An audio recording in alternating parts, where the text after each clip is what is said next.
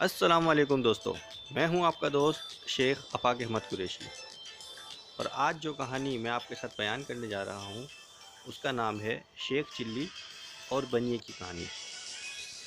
اور اگر ابھی تک آپ نے چینل کو سبسکرائب نہیں کرا تو پہلے چینل کو سبسکرائب کریں، بیل آئیکن کے بٹن کو پریس کریں، اور اگر ویڈیو اچھی لگے تو لائک کریں، کومنٹ کریں اور لازمی شیئر کریں۔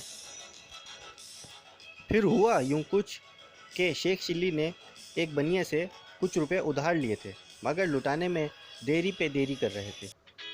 ایک دن شیخ صاحب اپنے دوستوں میں بیٹھے تھے تو بنیا غصے میں بھر کر پہنچ گیا اور بولا، میرے پیسے لٹاتے ہو یا نہیں؟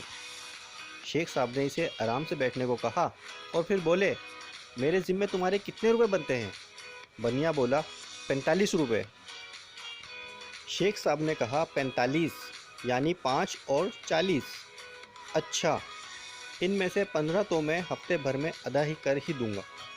10 روپے کا اناج تم میرے پاس سے لے جانا۔ 15 اور 10 یہ ہوئے 25۔ باقی کتنے رہے؟ بنیے نے کہا، 20۔ شیخ صاحب بولے، 15 تو میں اگلے مہینے کی پہلی تاریخ کو ادا کر دوں گا۔ 20 میں سے 15 گئے، باقی کتنے رہے؟ بنیے نے جواب دیا، 5۔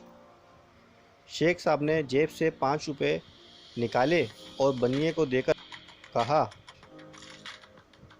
یہ لو اپنے 5 روپے۔